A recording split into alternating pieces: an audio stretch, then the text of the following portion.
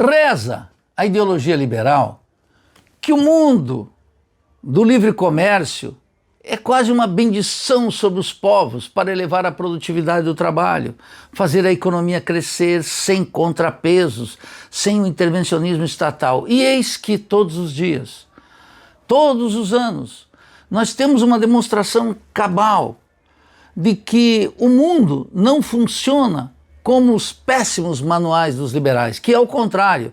Isso é uma ideologia que alguns adotam por conveniência e interesse próprio, jamais em nome do interesse geral e menos ainda de um postulado de natureza científica. E eis que Mr. Trump, ultraliberal, da direita, então começa a praticar um protecionismo que eu fui ver, estou aqui com a relação, com a lista de que ele impôs ao mundo e que está centrado basicamente, tem duas informações aqui valiosas e uma conclusão mais importante ainda. A informação valiosa é que, naturalmente, as tarifas que os Estados Unidos vão cobrar a partir de agora estão dirigidas contra a Ásia.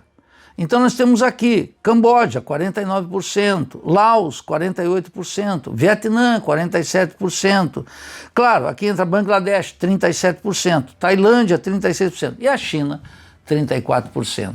O epicentro do dinamismo asiático é, naturalmente, a China. Ao contrário do que pensava Adam Smith, que a China estava no século XVIII adormecida, era uma visão apenas eurocêntrica de Adam Smith. A China já determinava os preços da prata e do ouro aqui na América Latina no século XVI, no século XV, como mostrou de maneira cabal André Gunder Frank no seu maravilhoso livro Reorient. E agora a China apareceu como se fosse uma surpresa, adorada pelos capitalistas e também apologeticamente defendida por comunistas.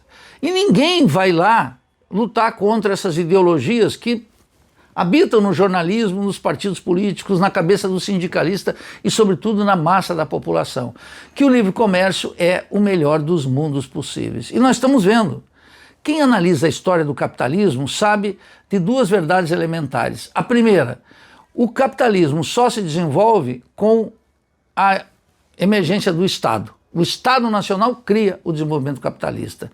Portanto, o capitalismo tem duas características. Ele é completamente estatal e ele é antimercado, porque ele é a criação dos grandes monopólios.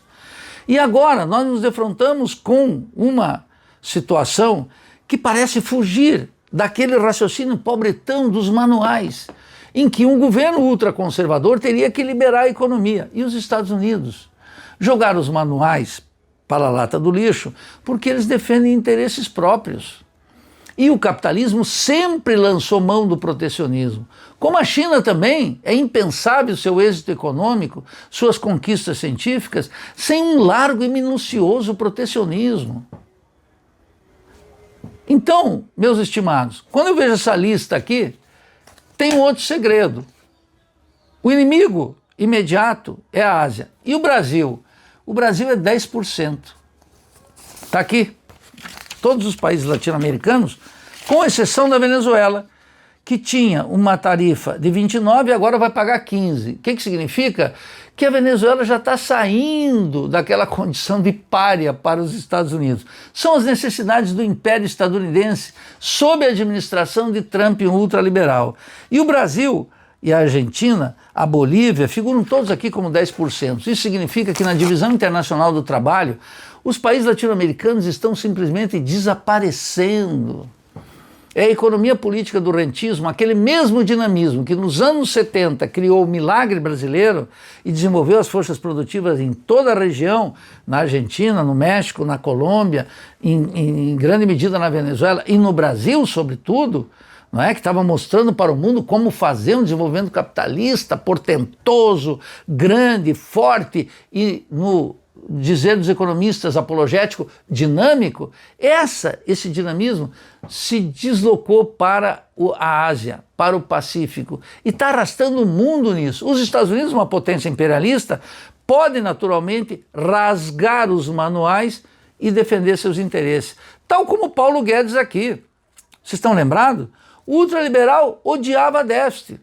e aproveitou a pandemia para fazer o maior déficit na história do país. O mundo não é dirigido por manuais medíocres que são ensinados nas faculdades de Sociologia, de Ciência Política e de Economia.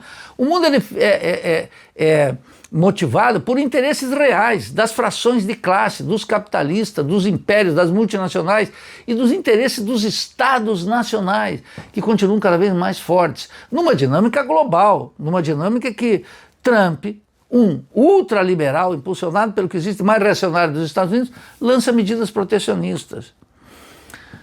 O protecionismo econômico é uma arma política, é uma arma econômica, sem o qual, já desde List, de Frederico List, Frederico List recebeu uma crítica devastadora do meu querido Carlos Marx. Não obstante, as lições que ele colocou no Tratado de Economia Nacional, elas são absolutamente indispensáveis para entender como um país periférico subdesenvolvido se defende num capitalismo em que a lei do valor circula cada vez mais, sem nenhum falseamento estatal. E como os estados metropolitanos, como os Estados Unidos, inclusive a Europa pobretona e cada vez mais decadente, e sobretudo a China, uma potência econômica, política e científica, domina a cena mundial. Abaixo os manuais. Vamos observar o que está acontecendo aqui. O jornalismo econômico aqui não cansa de afirmar que isso vai aumentar a inflação dentro dos Estados Unidos e os preços vão crescer porque os componentes importados, porque as cadeias mundiais de valor. Só que tem um problema inadiável. Os Estados Unidos precisam se defender da brutal capacidade de produção dos chineses. Então pode ser que cresça a inflação um pouquinho, mas os Estados Unidos estão tentando, através do governo conservador, retomar uma hegemonia que é sobretudo no terreno da produção, porque é ali, diz Marx, que começa a verdadeira ciência econômica. Tem o gasto militar, tem a prepotência, tem a violência, tem as invasões, tem as guerras, tudo isso que é próprio do imperialismo. Mas agora tem um notável adversário no reino da produção, que é o chão de fábrica chinês e a ampla área asiática que a China conta à sua disposição. E que move o mundo, né? O problema, a baixa produtividade do agro brasileiro foi resolvido pela imensa demanda chinesa. Então tudo isso está em questão lá nos Estados Unidos. É uma tentativa conservadora de retomar uma hegemonia em que os democratas, através de Biden, representou um enorme fracasso rechaçado pelo povo dos Estados Unidos. Então veja que essas contradições de achar que... Aqui tem duas coisas, duas lições preciosas. Primeiro, abandone os manuais e observe o movimento real do mundo. E segundo, que governos conservadores podem fazer coisas que não estavam previstas. E governos liberais podem se recusar a fazer coisas que eram objeto de imensa esperança. Não é necessário recordar aqui a imensa decepção que está entre nós do terceiro mandato de Lula, cheio de esperanças.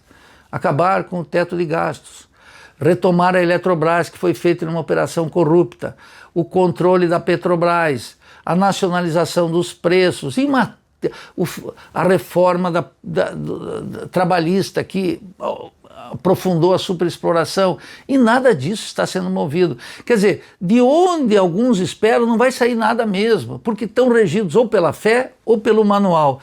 E essa é uma péssima conduta.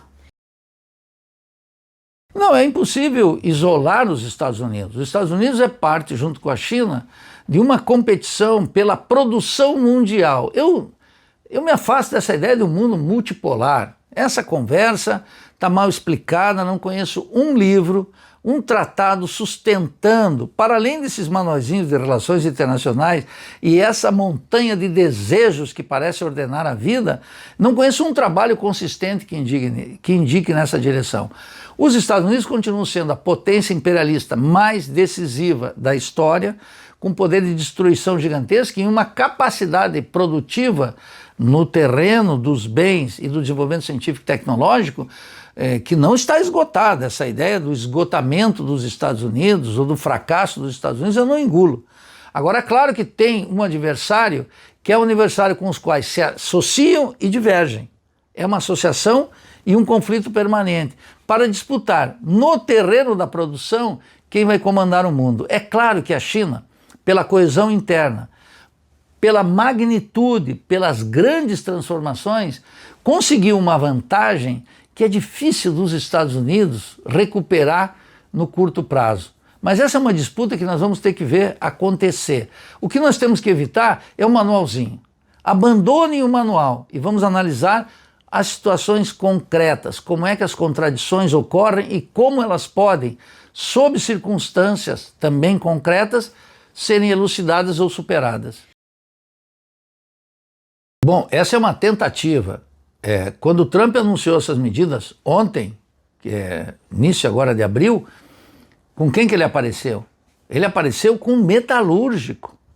Ele apareceu com a classe operária, portanto, em defesa dos empregos da classe operária estadunidense e, claro, e da taxa de lucro dos grandes monopólios. Ocorre que os grandes monopólios importam um conjunto de peças para aumentar a sua taxa de lucro do mundo asiático.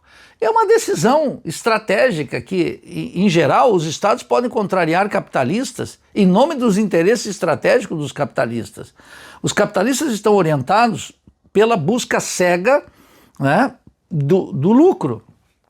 Mas os estados estão para além dos capitalistas. Embora esse seja um estado capitalista, ele tem que zelar pelo interesse geral e não pelos interesses particulares.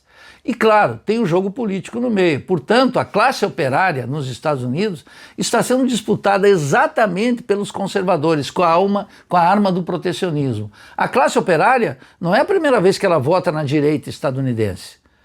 E o pacto pelo trabalho que Lula e Biden fizeram, pateticamente, né, demagogicamente, não resultou nas eleições que Câmara perdeu de maneira fragorosa. Foi uma avassaladora vitória da direita. Porque a classe operária nos Estados Unidos, sob o impacto da concorrência mundial e sob o desmonte do Partido Democrata, que está completamente perdido, adotando, além do identitarismo, nenhuma bugiganga ideológica, não tem como tocar no eixo da classe trabalhadora dentro dos Estados Unidos. E não pode, portanto, defender o interesse geral. Essa carta ficou na mão da direita estadunidense. Que lição, hein?